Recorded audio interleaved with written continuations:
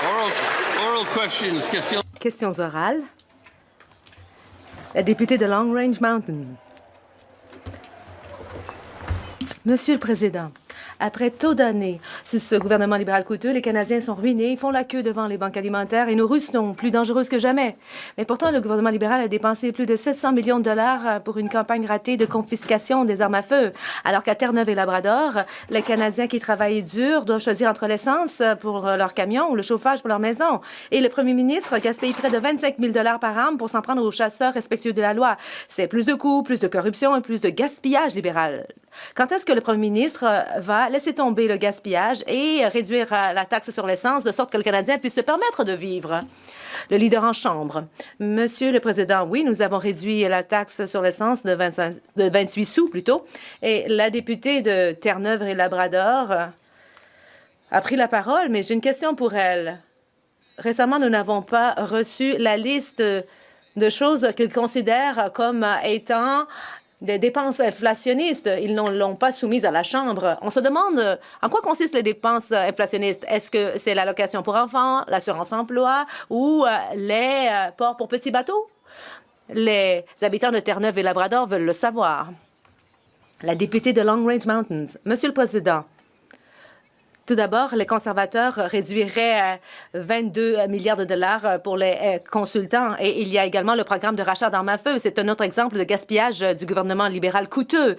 Le premier ministre s'intéresse plus à dépenser des centaines de milliers de dollars pour son jet privé plutôt que de rendre la vie plus abordable pour les Canadiens qui, eux, paient la note. Plus de coûts, plus de gaspillage libéraux, plus de camouflage. Ce premier ministre est tout juste un autre libéral coûteux. Alors, quand est-ce qu'il va éliminer toutes les taxes sur l'essence pendant toute l'année pour que les Canadiens puissent avoir droit à de la véritable aide?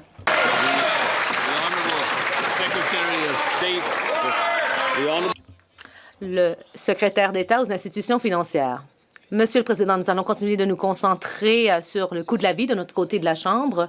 Nous avons l'allocation sur l'épicerie et les biens essentiels et cela représente 900 dollars de plus dans les poches des familles qui travaillent fort. Nous avons réduit la taxe d'accise de 10 sous et il y a au total 28 sous de moins sur l'essence. Notre économie est forte et en croissance. De notre côté de la Chambre, nous nous concentrons exclusivement sur une économie forte et en face, ils peuvent continuer avec leur rhétorique et leurs petits jeux de mots.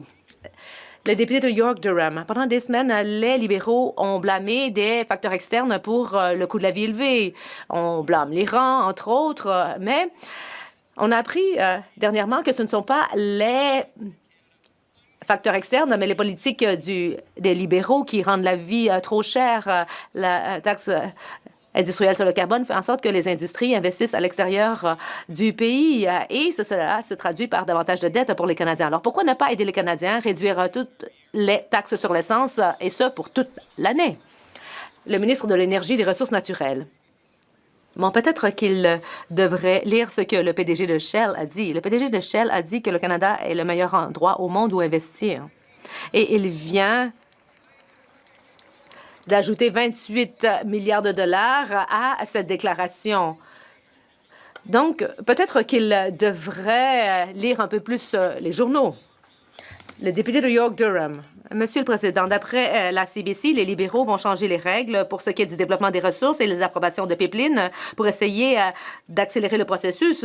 Bon, excusez-moi, mais je crois que cela n'a rien de nouveau. L'année dernière, on avait promis qu'on aurait des projets à une vitesse sans précédent. Mais pendant un an, rien n'a été fait. Aucun projet n'a été approuvé, rien n'a été accéléré. Il n'y a aucune loi anti-développement des ressources n'a été abrogée. On se trouve comme Alice au pays des merveilles.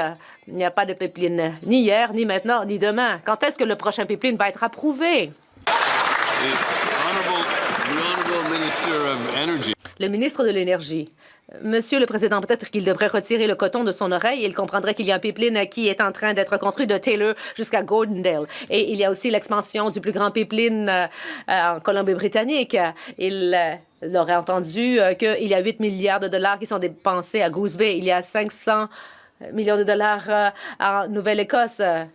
Il y a aussi la nouvelle ligne de transmission entre la Nouvelle-Écosse et le Nouveau-Brunswick. La liste est longue, Monsieur le Président. Et alors, il devrait écouter pour savoir ce qui se passe. Président, après 11 ans à la tête du Canada, les libéraux essaient de nous faire croire que c'est rendu normal d'avoir des déficits qui dépassent 60 milliards de dollars par année. Pendant que les libéraux dépensent à coups de milliards, les Québécois, eux, ils comptent chaque sou. Le nouveau rapport de l'Institut Fraser confirme que le Canada traverse une véritable crise du chômage chez nos jeunes. En 2022, le chômage chez les jeunes était à 12,3 %. Il est rendu à près de 19 % du jamais vu à l'extérieur d'une récession. Quand est-ce que le premier ministre, très libéral, va enfin commencer à mettre nos jeunes et leur avenir au cœur des décisions du pays? Bravo!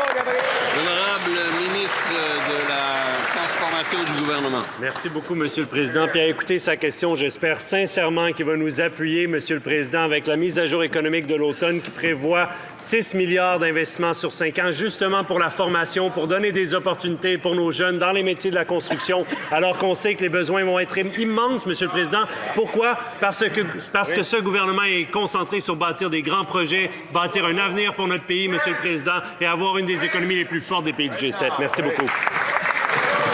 L'honorable député de Montmorency-Charlevoix. Alors, tu sais, des grands projets, Monsieur le Président, le Bureau des grands projets a dépensé 41 millions de dollars, puis il y a 0 projet qui a commencé. Le coût de la vie monte en flèche, l'accès à la propriété s'effondre. Puis maintenant, même les emplois chez nos jeunes, ils manquent. Le commerce au détail, pas d'emploi. La restauration, pas d'emploi. L'hébergement, pas d'emploi. Après 11 ans, à ajouter des taxes, à créer de la bureaucratie puis à endetter notre pays, le premier ministre il a le culot de dire à nos jeunes qu'il faut qu'ils fassent des sacrifices, puis aux Canadiens que l'abordabilité n'a jamais été aussi bonne. Quand est-ce que les libéraux vont arrêter de charger la carte de crédit du pays et commencer à prendre des décisions pour que nos jeunes aient un avenir? L'honorable leader du gouvernement à la Chambre. Monsieur le Président, mon collègue vient de faire état des efforts en formation pour justement que nos jeunes dans les métiers spécialisés aient accès à des emplois de grande qualité. Or, les conservateurs, dont ce député-là, s'opposent à l'ensemble de ces grands projets. Ils s'opposent au train à grande vitesse, Alto, qui va passer dans le Québec, créer 51 000 emplois. Ils s'opposent à l'annonce d'hier de la vente pour 18 milliards d'aéronefs faite à Mirabel, conçus et bâtis au Québec. Ils s'opposent à l'agrandissement de Contrecœur, Monsieur le Président. Les conservateurs devraient... L'honorable député de Saint-Jean. Monsieur le Président, on apprend aujourd'hui que les libéraux ont décidé d'accélérer la construction des pipelines en réduisant la réglementation. Trop de règles, trop de taponnage de réduction de gaz à effet de serre puis d'acceptabilité sociale. On a du pétrole, puis on va faire la pièce. Tant pis pour les règlements.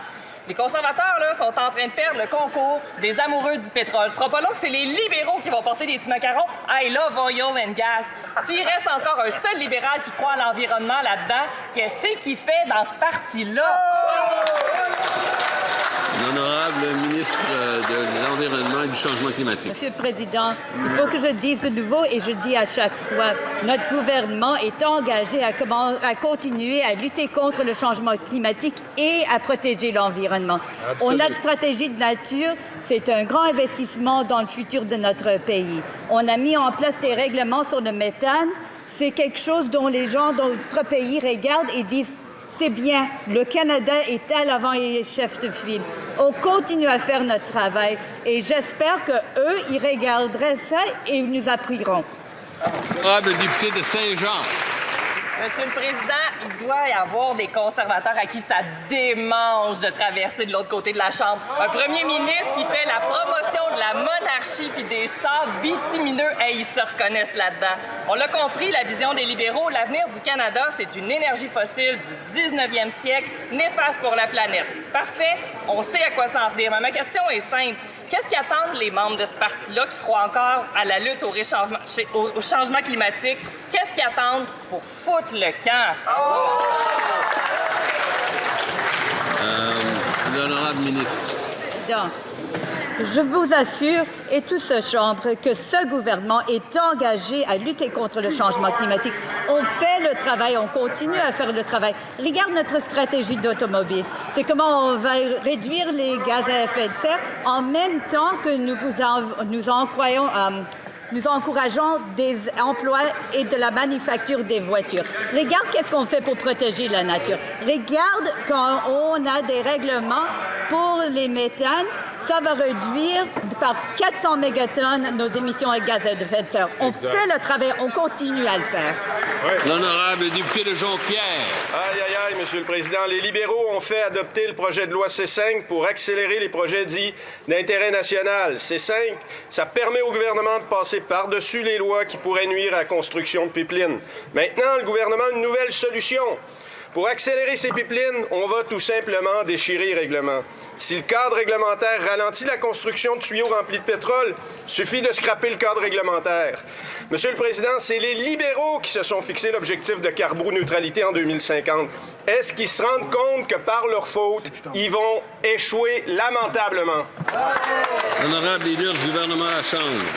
Monsieur le Président, les Québécois comprennent que les projets majeurs, les projets en énergie, font transformer les économies. C'est ce que Robert Bourassa a compris, c'est ce que nous comprenons, que ce soit en nucléaire, en éolien, en solaire, en énergie renouvelable de toutes sortes et oui, en énergie conventionnelle. Le gouvernement va agir en projets majeurs, mais on ne s'arrête pas là. On passe aux projets logistiques comme le port de Contrecœur et je dois souligner, car c'est mon honorable collègue, le port de Saguenay est là-dedans aussi, Monsieur le Président. La députée de Thornhill. Un rapport nouveau et choquant révèle que près de 500 000 jeunes Canadiens étaient au chômage en 2025. C'est une augmentation de 57 en seulement 3 ans et la situation est pire que durant les récessions de 81, 90 et 2008 pour les jeunes. Les libéraux ont accumulé plus d'1 billion de dollars de dettes, ont exclu les jeunes Canadiens du marché immobilier en imposant les coûts de logement les plus élevés du G7, puis ont assoupli les restrictions sur le travail des étudiants étrangers, ce qui a inondé le marché du travail. Et une décennie de soutien et de manière ou d'une autre, toutes les portes sont fermées pour les jeunes. Le gouvernement est en train d'exclure les jeunes Canadiens à la fois du marché immobilier et du marché du travail, les deux en même temps. Le secrétaire d'État au travail. Nous avons une approche responsable. Financièrement, nous sommes en position très solide au sein du G7. Nous avons des investissements en infrastructure et nos travailleurs le savent, Monsieur le Président. Alors, voyons ce que les travailleurs ont à dire. Alors, voilà un syndicat de la circonscription de la députée. Il y a des investissements pour accroître la formation et les formations d'apprentis pour pouvoir travailler dans des projets d'intérêt national. Voilà comment on bâtit un Canada fort. La députée de Thornhill. Malgré toute cette rhétorique et malgré 1 billion de dollars de dettes libérales, les jeunes Canadiens représentent maintenant 1/4 de l'ensemble des chômeurs. C'est près du double de leur participation dans la population active. Ils n'ont toujours pas les moyens de s'acheter une maison, l'épicerie ou de s'en sortir. Ils empruntent des milliards de dollars sur la carte de crédit nationale pour stimuler la même économie que ces mêmes libéraux ont ralenti avec une immigration record et puis ensuite ils refilent la facture aux Canadiens.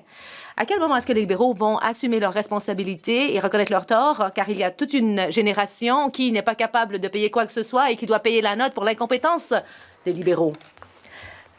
Le secrétaire d'État, nous avons une attitude responsable. Financièrement, nous avons réduit la dette de 11 milliards de dollars et nous avons la situation financière la plus solide parmi les pays du G7. Mais les conservateurs, eux, ne peuvent pas dire qu'ils appuient les Canadiens alors qu'ils votent contre tous les programmes de soutien que nous offrons, même ceux pour les jeunes. Ils sont contre les allègements fiscaux, ils sont contre l'allocation canadienne pour enfants, la garde d'enfants, le programme d'alimentation dans les écoles. Alors voilà ma question, Monsieur le Président. On ne peut pas être contre tout cela et puis ensuite affirmer vouloir défendre les Canadiens. On ne peut pas avoir le beurre et l'argent du beurre. Quand est-ce qu'ils vont nous remettre la liste des dépenses inflationnistes qui méritent d'être coupées d'après eux? La députée d'Oshawa. Monsieur le Président, les Canadiens qui sont jeunes, travaillent fort, font des études et tentent de se bâtir un avenir, mais après 11 ans de politique libérale coûteuse, ils ont toujours du mal à trouver de bons emplois. L'Institut Fraser rapporte que le chômage chez les jeunes a grimpé à près de 19 et les jeunes Canadiens restent au chômage plus longtemps qu'à aucun autre moment depuis le début des statistiques.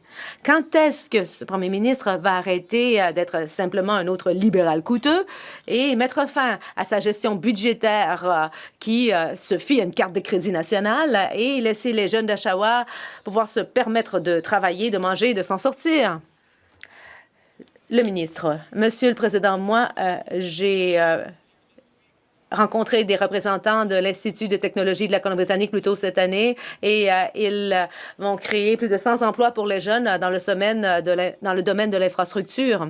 La députée aurait pu appuyer l'énoncé économique du printemps et il y a 8 milliards de dollars qui seront investis pour la formation des jeunes. Ils vont faire partie de l'économie et ils vont contribuer à construire les logements dont nous avons besoin et les jeunes vont pouvoir avoir accès à un logement aussi. Elle devrait se joindre à nous pour bâtir un Canada fort. La députée d'Oshawa. Quand est-ce que les libéraux vont comprendre qu'ils continuent d'avoir à créer ces programmes de soutien parce qu'en fait, ils ont créé la crise eux-mêmes. Et en fait, même avec ces programmes, les jeunes Canadiens s'en tirent encore moins bien que jamais et ils ne sont toujours pas au travail. Et sous ce premier ministre, les Canadiens voient le même vieux programme libéral que celui de Justin Trudeau. Mais c'est même pire. Il y a plus de coûts, plus d'impôts, plus de dettes, plus de dépenses sur la carte de crédit nationale. En fait, c'est du pareil au même. Pourquoi les libéraux forcent les jeunes Canadiens d'Oshawa à payer pour le prix de leur propre échec? Le secrétaire parlementaire du ministre des Finances. Bon, je comprends que la députée se soucie beaucoup de la cause des jeunes et ce que je n'arrive pas à comprendre, c'est que la députée d'Oshawa peut se rendre à Ontario Power Generation. Elle peut voir qu'il y a des emplois qui sont créés là-bas avec le nouveau projet nucléaire de Darlington. Il y a plus de 1700 emplois qui y sont créés. C'est un investissement de 2 milliards de dollars grâce aux efforts de ce gouvernement. Mais elle a voté contre cela. Comment est-ce qu'elle peut prendre la parole en Chambre et essayer de nous faire la leçon au sujet des emplois alors qu'elle vote contre le soutien qui permet de créer des emplois spécialisés dans sa propre région? Le député de Richmond Hill Sud. Après une décennie de gestion budgétaire libérale coûteuse à crédit, les Canadiens sont confrontés à plus de coûts, plus d'impôts, plus de dettes, plus de dépenses sur la carte de crédit nationale. En fait, c'est toujours la même chose. Le premier ministre, c'est un autre libéral coûteux qui fait grimper le chômage des jeunes à des niveaux records. Depuis 2022, le chômage des jeunes est passé de 12,3 à 18,9 et les jeunes Canadiens restent au chômage plus longtemps qu'à aucun autre moment depuis le début des statistiques en 1976. Les politiques libérales en matière de travail et d'immigration font grimper le coût des loyers, courses, logements pour les jeunes Canadiens. Quand est-ce que le premier ministre va mettre fin à sa gestion budgétaire fondée sur une carte de crédit pour que les jeunes Canadiens puissent enfin se permettre de manger, de travailler, de vivre?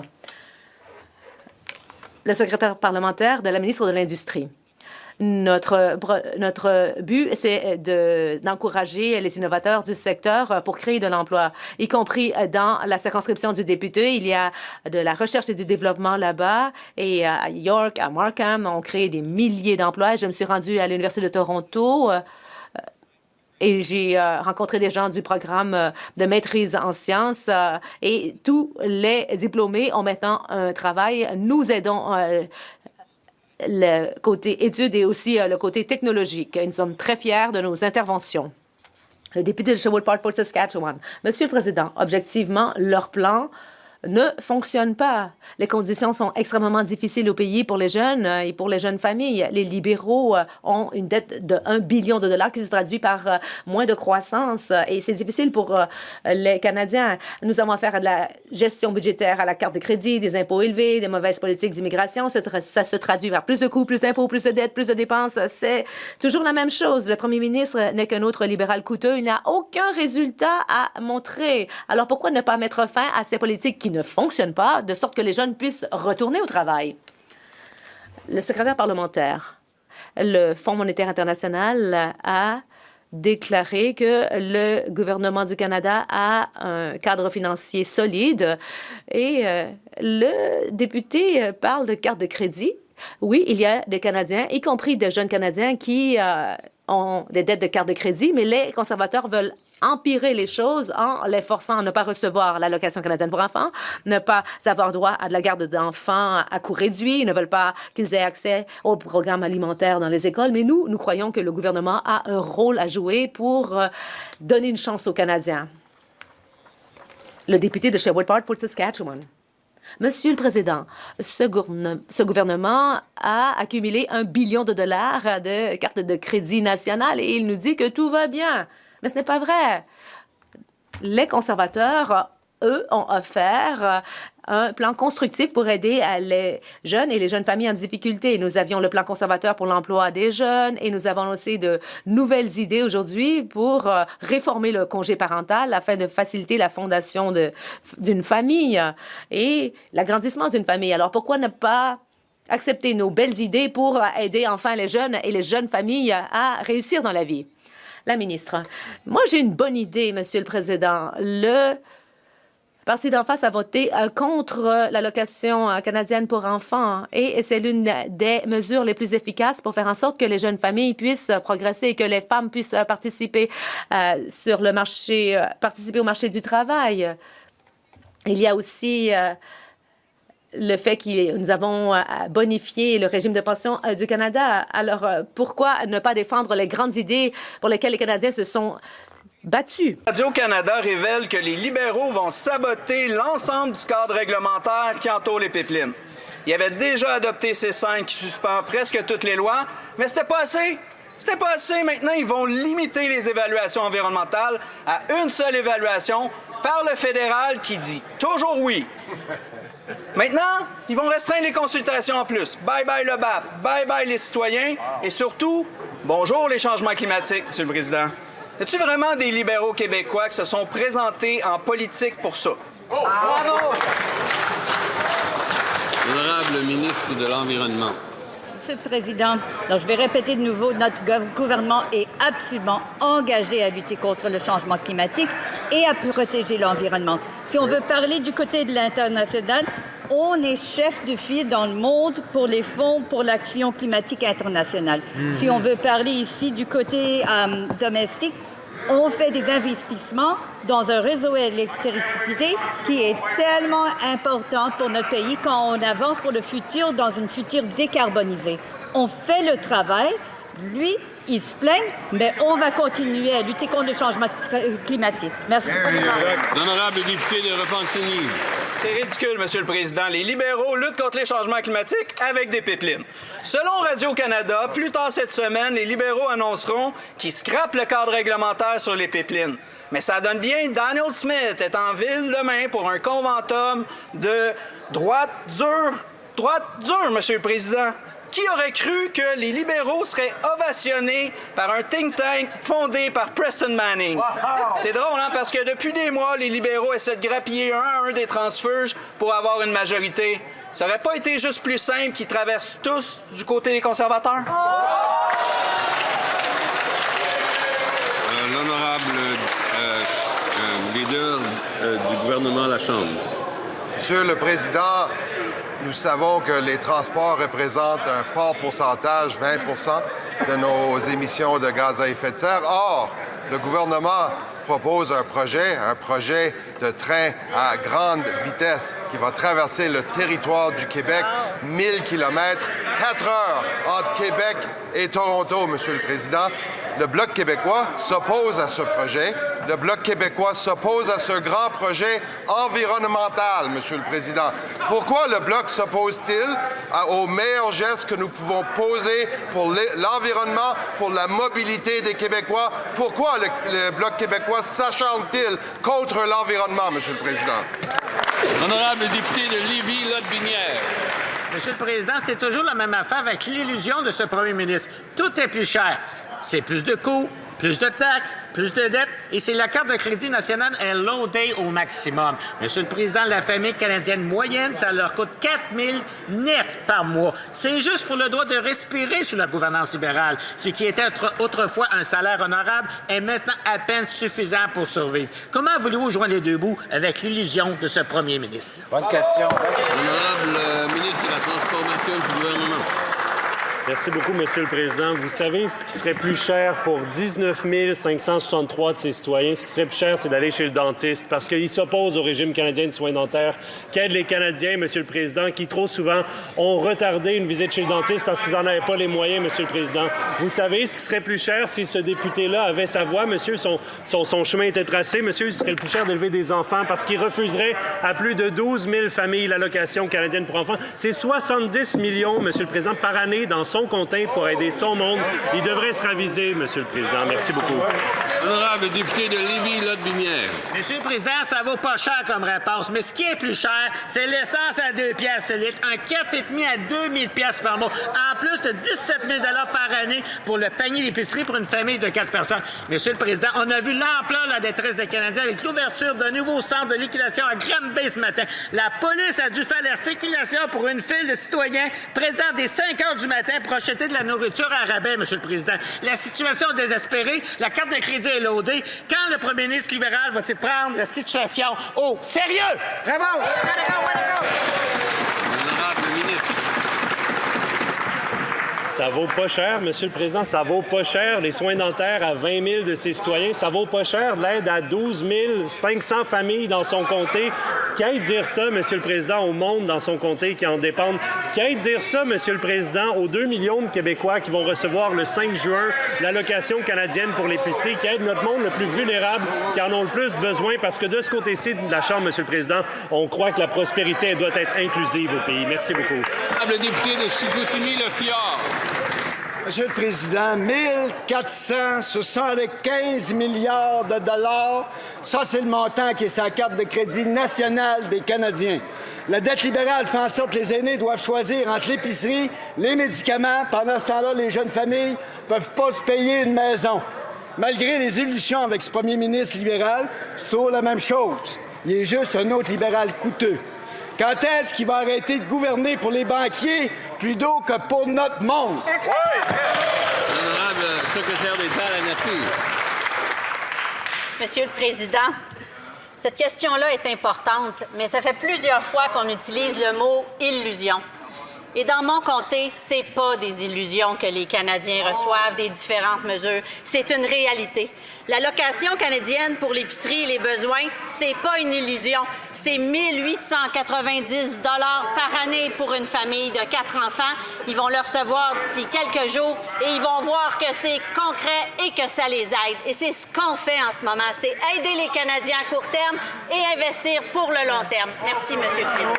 Le député de Chicoutimi-Le-Fjord. Monsieur le Président, cette question-là est importante. Si les libéraux veulent vraiment aider les familles et les aînés, il faut qu'ils commencent par fermer le bar ouvert à Ottawa.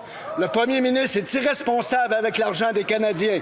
Les intérêts sur la dette libérale coûtent plus que 53 milliards de dollars cette année. Ça, c'est de l'argent qui ne va pas aux aînés, qui ne va pas aux familles, puis qui ne va pas dans le service public. Pendant que les Canadiens doivent couper partout pour arriver, pourquoi le premier ministre refuse-t-il de couper dans la bureaucratie et dans les dépenses inutiles? Honorable secrétaire d'État à la Nature. Merci, Monsieur le Président. Je vais continuer dans ce cas-là avec ce qui n'est pas des illusions pour les Canadiens. L'allocation pour enfants, 8 000 $ par enfant par année. C'est important, c'est utile. Les Canadiens voient le résultat parce qu'effectivement, on traverse une période difficile. Je viens de parler de l'épicerie. L'allocation pour soins dentaires, 18 000, presque 18 500 personnes font des économies de 800 $ par année. C'est des réalités. Et ça, c'est même sans compter tout ce qu'on fait dans les grands projets parce qu'il faut investir pour le long terme. Merci. L'honorable député de Airdrie-Cochrane. Tout ce que les anciens combattants obtiennent de ce gouvernement, ce sont des excuses et des compressions. Les libéraux ont coupé des milliards de dollars dans les services aux anciens combattants, ce qui les a confrontés à plus de temps d'attente et moins d'aide. Maintenant, ils dissimulent le fait que le ministre du Logement a dissimulé 3 millions de dollars en compression au service des anciens combattants en situation d'itinérance. Malheureusement, il existe des dizaines d'anciens combattants en itinérance dans ce pays. Donc, plutôt que de cacher ces compressions, pourquoi n'ont-ils pas tenté d'aider des anciens combattants? Pourquoi ce gouvernement a-t-il toujours de l'argent pour les initiés du Parti libéral, mais jamais pour les anciens combattants qui ont défendu cette patrie? L'honorable ministre des anciens combattants. Je remercie mon collègue d'en face de sa question. Et je le remercie de me donner l'occasion de préciser qu'il n'y a eu aucune compression aux services et aux prestations pour les anciens combattants. Nous continuerons de veiller à ce que les anciens combattants aient accès aux services et aux prestations qui les permettent de réussir dans leur vie en sortant de l'armée. L'honorable député de Sarnia-Lambton, Nang. Monsieur le Président, je suis fière de faire partie d'un gouvernement qui est déterminé à défendre le commerce canadien et qui veille à ce que nos entreprises ne dépendent pas trop d'un seul marché. En créant des débouchés pour les exportateurs et en appuyant les petites entreprises pour qu'ils puissent avoir des clients de par le monde, nous renforçons notre économie et créons davantage de débouchés dans ma circonscription et ailleurs au pays. La ministre des Femmes et de la Condition féminine et la secrétaire d'État pour les petites entreprises et le tourisme disent à cette Chambre quel progrès historique nous avons réalisé pour diversifier les échanges commerciaux du Canada.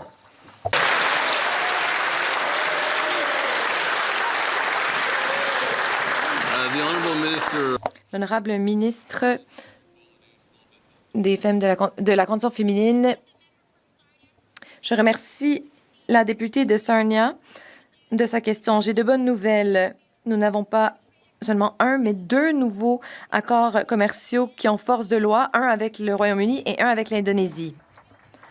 Ces ententes vont améliorer nos relations commerciales et donner aux entreprises canadiennes un accès élargi au marché qui regroupe plus de 340 millions de personnes. Cela signifie de nouveaux clients pour nos exportateurs, de nouveaux débouchés pour nos petites entreprises et davantage d'emplois bien rémunérés ici au Canada. Voilà comment nous bâtissons un Canada fort, Monsieur le Président. L'honorable député de Calgary Centre.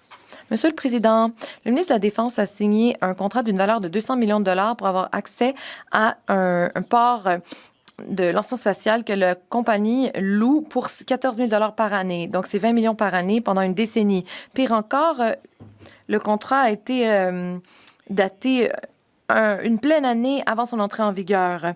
Et après que l'entente a été signée, les actions ont augmenté en bourse et les libéraux, leurs initiés plutôt, se sont enrichis de millions de dollars.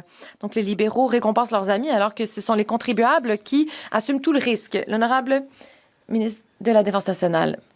La prémisse de la question est idiote. Faire en sorte que le Canada ait la capacité souveraine de lancer des fusées dans l'espace créera de bons emplois bien rémunérés, améliorera la souveraineté du Canada, réduira notre dépendance sur les États-Unis et nous allons pouvoir créer un secteur qui pourrait atteindre une valeur de 40 milliards de dollars. Voilà ce à quoi servent nos investissements. Il s'agit de capacités essentielles qui protègent le Canada et qui créent des retombées énormes pour les Canadiens d'un océan à l'autre. L'honorable député de Calgary Centre, je vais vous expliquer. Donc, 20 millions de dollars ont été versés à une société au bord de la faillite. Le directeur de l'entreprise avait commis des infractions en matière de sécurité de valeurs mobilières et les initiés de l'entreprise ont rencontré des représentants à plus de 120 reprises. Donc, quelqu'un va devoir rendre des comptes. Est-ce que ce sera les initiés du Parti libéral ou le ministre? L'honorable ministre de la Défense nationale. Monsieur le Président, ce qui est intéressant de la part de ce que mes collègues d'en face disent, c'est que chaque mesure qui a été proposée pour renforcer les forces armées canadiennes, chaque investissement en logement, en achat d'équipements, en munitions, chaque financement octroyé aux bases militaires, les augmentations de salaire pour nos combattants, eh bien, toutes ces mesures ont été rejetées par les conservateurs. Donc, je ne sais pas quelles sont leurs valeurs et quels intérêts ils défendent, mais c'est de plus en plus évident aux yeux des hommes et des femmes des Forces armées canadiennes. L'honorable député de Leeds, Grenville, Thousand Islands, Rideau Lakes. Le gouvernement libéral a dépensé 300 millions de dollars sur le programme Prescribe IT, qui a été un échec et dont l'adhésion était à moins de 5 %. Le PDG responsable de ce programme assailli de scandale était rémunéré à la hauteur de 900 000 $ par année. Lorsque les conservateurs ont voulu que le ministre témoigne en comité, les libéraux ont empêché cela. Donc, le ministre va-t-il prendre parole aujourd'hui et justifier, expliquer pourquoi ce PDG a été rémunéré avec un salaire de 900 000 $ alors que les Canadiens font la file devant la Banque alimentaire? Merci, Monsieur le Président. Écoutez, la situation avec le CEO de cette compagnie est effectivement inacceptable. comme vous le savez, c'est une compagnie qui est en dehors directement de Santé Canada. Par contre, j'ai parlé au conseil d'administration et les mesures correctives ont été prises. Et je peux assurer le membre de l'opposition que je suis sur le dossier et que je vais faire tout ce qui est en mon pouvoir pour clarifier tous les problèmes. Merci. L'honorable député de Leeds, Grenville, Thousand Islands, Rideau Lakes. Donc, je veux peut-être préciser certains des problèmes pour la ministre. Le gouvernement a dépensé 300 millions de dollars sur un programme voué à l'échec qui n'a pas été utilisé et ont accepté que le PDG soit rémunéré à la hauteur de 900 000 $. Ils ne semblent pas être d'accord pour que la vérificatrice générale examine ce programme qui a été assailli de scandale. Donc, la ministre va-t-elle prendre parole aujourd'hui pour s'engager à ce que la vérificatrice générale examine ce programme en détail et en fasse rapport à la Chambre et va-t-elle venir témoigner en comité pour expliquer cet échec? Merci, Monsieur le Président. Je prends très au sérieux le travail du comité de santé et je vais revenir au comité de santé certainement plus tard. Comme je l'ai dit déjà, nous avons pris action. Nous avons parlé au conseil d'administration qui lui-même a pris les mesures pour révoquer le responsable de la compagnie. Je continue à travailler sur le dossier et je prendrai les mesures nécessaires. Merci. L'honorable député de Moose Jaw, Lake Centre, Lanigan. Monsieur le Président, les organisateurs de spectacles aériens partout en Amérique du Nord se font discrètement dire que c'est la dernière saison des Snowbirds. J'ai écrit au ministre de la Défense nationale il y a 6 mois pour lui demander quel avenir il réservait aux Snowbirds. Il ne m'a pas répondu. La sénatrice Batters a fait la même chose au Sénat et c'était le silence radio. Il y a un spectacle à Comox demain. Pourquoi les libéraux ne disent-ils pas la vérité sur leur décision d'éliminer les Snowbirds? Et quand vont-ils revenir sur leur décision mal avisée? L'honorable ministre de la Défense nationale. Monsieur le Président, donc, ce programme a été créé dans les années 60 et la flotte atteindra la fin de son cycle de vie dans les prochaines années. Les Snowbirds vont continuer à faire des spectacles aériens avec la flottille Tudor tant que ce sera faisable et sécuritaire. Le député le sait et les Snowbirds sont déterminés à continuer à performer. Comme nous l'avons dit, nous commençons à examiner nos options pour la mission de Snowbird une fois que le CT 114 et les Tudor aient atteint la fin de leur cycle de vie. L'honorable député de Moose Jaw, Lake Center, Laganen. Les Canadiens veulent être inspirés par d'autres Canadiens. Savez-vous comment nous avons formé la deuxième femme pilote des Snowbirds? Eh bien, car une flamme a été allumée dans son cœur à l'âge de 12 ans lorsqu'elle a vu la première femme Snowbird pilote. Pourquoi les libéraux dissimulent-ils le fait qu'ils veulent annuler les Snowbirds après cette saison et pourquoi ne pas renverser cette décision terrible? SOS, il faut sauver les Snowbirds. L'honorable ministre.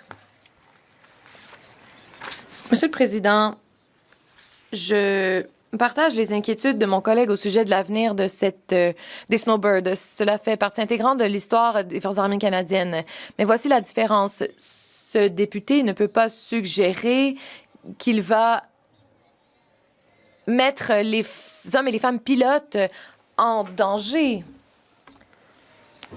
Va-t-il forcer ces pilotes ou voudrait-il forcer ces pilotes à utiliser ces avions qui ne sont pas sécuritaires? L'honorable député de Yorkton-Melville. Sous l'égide de ce gouvernement libéral, le moral de nos forces armées canadiennes a été attaqué, les traditions ont été effacées et l'attrition mine énormément notre capacité à défendre le Canada. Les Snowbirds des forces armées canadiennes doivent continuer à être l'âme des forces armées canadiennes. Ils incarnent la fierté canadienne et notre réputation internationale pour d'expertise, de précision et de hautes normes qui ont donné à nos alliés confiance envers nous dans le passé. Les libéraux vont-ils faire ce que doit et sauver nos âmes, sauver les Snowbirds? L'honorable leader du gouvernement à la Chambre. Le ministre s'est exprimé de manière éloquente quant à la nécessité d'être responsable et d'assurer la sécurité de nos pilotes. C'est exactement ce que nous allons continuer de faire. Mais le culot et la témérité de mes collègues conservateurs qui prennent parole en Chambre Ceux qui insistent sur la rigueur budgétaire nous font la leçon, mais nous n'avons aucune leçon à recevoir de leur part au sujet d'investissement dans nos forces armées canadiennes, nos anciens combattants et nos hommes et nos femmes en uniforme.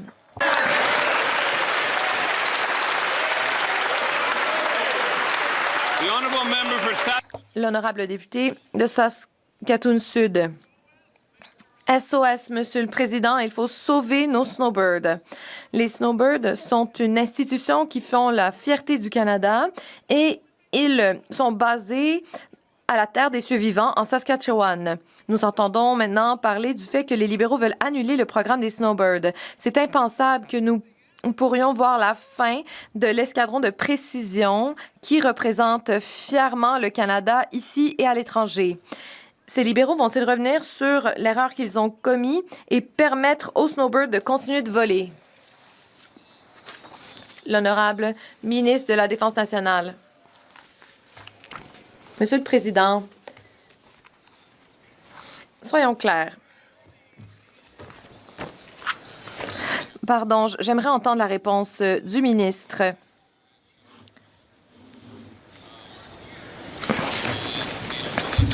L'honorable ministre peut reprendre du début. Merci, Monsieur le Président. Monsieur le Président, les députés d'en face, dont ceux qui ont servi dans les forces armées canadiennes, ne pourraient pas être en train de suggérer que nous devrions continuer de mettre ces pilotes en danger. Mes collègues savent que ces avions doivent être remplacés. Ils savent que des évaluations sont en cours. Il y a trop de bruit. Il y a trop de bruit. Le ministre veut-il poursuivre? Can't hear either. So the minister, now that it's a little quieter, c'est un petit peu plus silencieux. Now that it's a little quieter, or just a little bit quieter. Yeah. Before, everyone in the House was calling for quiet. Je demande le silence. L'honorable ministre de la Défense nationale peut poursuivre. Merci, Monsieur le Président. Je vais recommencer. Comme mon collègue le disait il y a un moment, c'est le comble d'entendre un parti qui investissait moins de 1 % de notre PIB dans les forces armées canadiennes critiquer le gouvernement libéral qui décide de réinvestir dans les forces armées canadiennes et leurs membres. Monsieur le Président, quand on pense à un symbole qui unit tous les Canadiens d'un océan à l'autre, on parle des snowbirds. Mais là, ça fait 4 questions que le ministre de la Défense reçoit de mes collègues de Saskatchewan. Et la seule réponse qu'il dit, c'est qu'on met la vie des pilotes en danger en disant qu'il ne faut pas arrêter le programme. Mais qu'est-ce qu'ils ont fait pendant 11 ans? Ils savent depuis longtemps qu'il faut faire de quoi. Et là, maintenant, les snowbirds sont en danger. Qu'est-ce que le ministre peut nous dire à part des folies comme ça? Bravo! L'honorable ministre de la Défense nationale. Monsieur le Président, voici les faits. La flotte d'avions Tudor de la Force aérienne royale canadienne a été mise en service dans les années 60 et arrivera en fin de vie dans les années à venir. Le député le sait, il le connaît depuis longtemps. Les snowbirds continueront à effectuer des démonstrations aériennes avec la flotte de Tudor ainsi longtemps que cela sera possible et sécuritaire. Et les snowbirds restent déterminés à poursuivre leur performance. Le député est au courant, on continue notre bon travail. L'honorable député de Beauport-Limoilou. Monsieur le Président, hier marquait un moment historique. Pour la première fois, 2 projets de loi sur le commerce international recevaient la sanction royale le même jour. Ces 2 accords avec l'Indonésie et le Royaume-Uni prévoient la réduction progressive des nombreux droits de douane afin d'améliorer l'accès au marché et la compétitivité de nos entreprises. Comme député de Beauport-Limoilou, je sais que cette diversification est essentielle pour les PME et les travailleurs de Québec. Le lieutenant du Québec peut-il expliquer comment ces accords aideront les PME de Québec et de partout au pays à croître, à exporter davantage et à créer de bons emplois chez nous? Le lieutenant du Québec du gouvernement. Excellente question, Monsieur le Président. Je veux remercier mon estimé collègue de Beauport-Limoilou, d'abord pour son travail qu'il fait au sein du Comité du commerce international. La tendance est claire. Les exportations en biens et en services à l'extérieur des États-Unis ont augmenté de 33 milliards dans la dernière année. Mais on n'a pas fini, Monsieur le Président. Comme il le mentionnait hier, 2 accords historiques avec l'Indonésie et avec le Royaume-Uni sont entrés en vigueur. Ça représente 350 millions de nouveaux clients et des milliards d'opportunités pour nos entreprises. Pour le Québec, Monsieur le Président, ça signifie un marché indonésien de 5,5 milliards de dollars pour notre industrie forestière, des nouveaux marchés pour notre industrie aérospatiale et pharmaceutique. C'est une bonne nouvelle. L'honorable député de Okanagan-Lake-West, Kelowna Sud. Donc, en Colombie-Britannique, la certitude des titres de prospérité foncière est fondamentale. Les familles achètent des maisons, obtiennent des hypothèques et planifient leur avenir en vertu de la force du registre foncier. Mais aujourd'hui, cette certitude n'existe plus en raison de la décision Cowichan. Le gouvernement libéral a ordonné à ses avocats de ne pas respecter les droits de propriété devant les tribunaux. En 2019, les libéraux ont adopté la directive de litige numéro 14 en disant aux avocats du gouvernement d'éviter de défendre les droits de propriété. Pourquoi le gouvernement choisit-il l'idéologie d'Ottawa plutôt que de défendre les propriétaires immobiliers de la Colombie-Britannique? L'honorable ministre des Relations couronnes autochtones, le cas Cowichan fait toujours l'objet d'un litige devant les tribunaux, donc nous n'allons pas en parler publiquement. Mais ce dont nous pouvons parler, c'est l'entente publique que les conservateurs ont décrit comme étant secrète. J'encourage mes collègues conservateurs à lire ce qui a été écrit et à lire ces ententes qui ne datent pas d'hier. Un protocole d'entente a été signé il y a des années et en février 2026, plutôt, c'est devenu un cadre. Donc, ce n'est pas une entente territoriale ni une réclamation territoriale. L'honorable député de Abbotsford, Langley-Sud. Le premier ministre prétend qu'il va défendre les droits de propriété, mais le site web du gouvernement libéral indique que la directive numéro 14 pour les litiges, annoncée comme directive en 2019, est toujours en vigueur aujourd'hui. La directive recommande aux avocats fédéraux de ne pas défendre les droits de propriété devant les tribunaux. Le premier ministre fait des promesses publiquement, mais les politiques de son gouvernement demeurent inchangées. Le premier ministre va-t-il renverser sa directive aujourd'hui pour que les Britanno-Colombiens puissent être certains quant au titre de leur propriété immobilière? L'honorable ministre, ou plutôt, oui, des anciens combattants. C'est l'opposition qui crée de l'incertitude et fomente la peur. Ils veulent faire peur aux Canadiens, aux investisseurs et le font intentionnellement. Ils minent la réconciliation. Notre gouvernement a interjeté appel. Nous allons continuer de défendre les droits de propriété privée au Canada. Monsieur le Président, le vrai leadership exige que nous travaillons ensemble pour régler les problèmes plutôt que de fomenter la peur. Nous respectons la Constitution, nous respectons les tribunaux et nous respectons la réconciliation. L'honorable député de Pitt Meadows, Maple Ridge. Monsieur le Président, les Britanno-Colombiens ont acheté leur maison, ont payé leur hypothèque et ont suivi ou plutôt respecter la loi. Mais le gouvernement libéral a dicté à ses avocats de ne pas plaider en faveur des droits de la propriété privée dans le cas Cowichan. En 2019, le gouvernement a émis une directive numéro 14 qui décourageait les avocats du fédéral de défendre les droits de propriété privée devant les tribunaux. Le premier ministre a maintenu en place cette directive. Elle est toujours sur leur site web aujourd'hui. Pourquoi les libéraux continuent-ils de dire à leurs avocats de ne pas défendre les propriétaires immobiliers? L'honorable secrétaire d'État pour le développement international. J'aimerais m'exprimer en termes clairs. Le gouvernement libéral défend les droits de propriété privée. Ces droits ne sont pas à risque. Les seuls gens qui le prétendent sont les conservateurs et leurs homologues dans la province de la Colombie-Britannique. Nous le savons, vous le savez, Monsieur le Président, le gouvernement canadien défendra toujours les droits de propriété privée. Aucune des ententes de traité ne mine ces droits. Nous allons défendre les droits des Canadiens. Les conservateurs ne font que fomenter la peur dans les cœurs des Britanno-Colombiens et des Canadiens pour les mauvaises raisons. L'honorable député de Sackville, Bedford-Preston. Monsieur le Président, nous savons que les jeunes sont le fondement de l'avenir du Canada.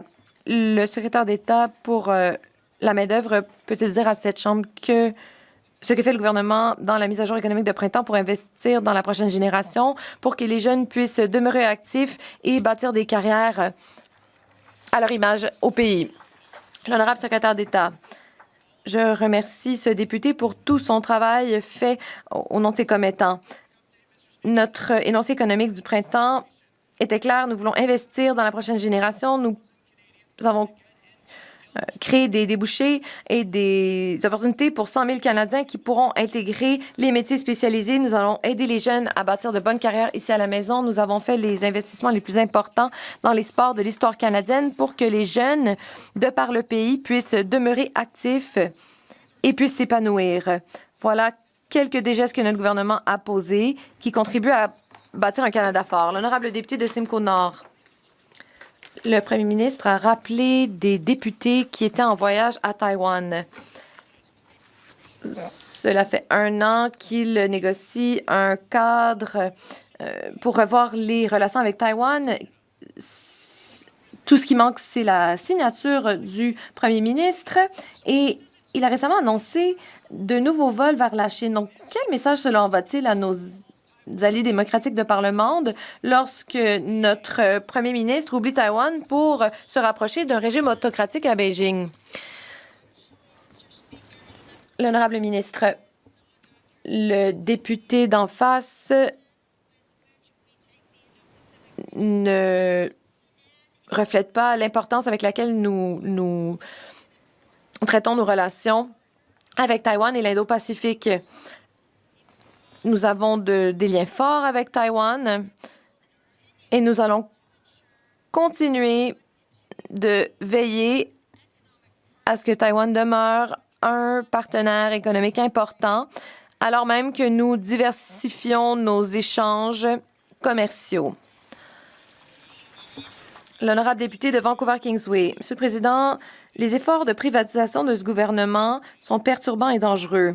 Ils envisagent de vendre les ports et les aéroports du Canada, des actifs stratégiques qui se retrouveront dans les mains d'entités étrangères, ce qui compromettra notre sécurité. Lorsque Heathrow a été privatisé au Royaume-Uni, l'Arabie saoudite, le Qatar et la Chine ont fini par en contrôler des parts importantes.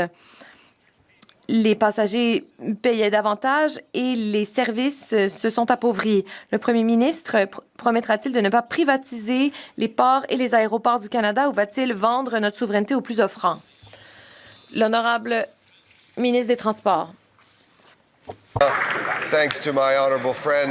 Grâce à mon honorable ami, le gouvernement du Canada envisage toutes sortes de possibilités, mais nous n'allons pas faire de compromis sur justement l'expérience de voyage. Nous voulons que les billets d'avion et les voyages par voie aérienne soient accessibles pour tous. Nous voulons faciliter les voyages au sein du Canada pour les Canadiens tout en garantissant notre sécurité.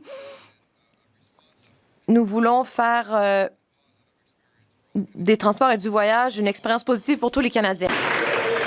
Monsieur le Président, la Terre fait 13 000 km de diamètre et ça ne changera pas. Nos ressources sont limitées, c'est pas un débat, c'est juste physique. Hélas, le capitalisme, il comprend pas ça et nous avons déjà dépassé 7 des 9 limites planétaires. Ici, les libéraux ratent les cibles climatiques et veulent un nouveau pipeline, ce qui est débile. En plus, ils s'étaient engagés d'agir sur la taxe industrielle sur le carbone avant le 1er avril. Et depuis, rien pantoute. Le premier ministre dit que l'action climatique est non seulement un devoir moral, mais un impératif économique. Est-ce qu'il s'écoute quand il parle? L'honorable ministre de l'Environnement et du Changement climatique. Monsieur le Président, on est absolument très clair qu'on doit continuer à lutter contre le changement climatique du plan économique, mais surtout moral pour nos générations du futur. Et on fait ce travail. Comme je l'ai dit d'avant, nous avons renforcé nos règlements sur les méthanes. Ça nous réduit les émissions de gaz à effet de serre de 400 mégatonnes. On fait des investissements pour protéger la nature et en même temps, on fait des investissements du côté du plan international pour aider les autres pays aussi à lutter contre le changement climatique. On fait le travail. Alors, ça met un terme à la période des questions. Oui.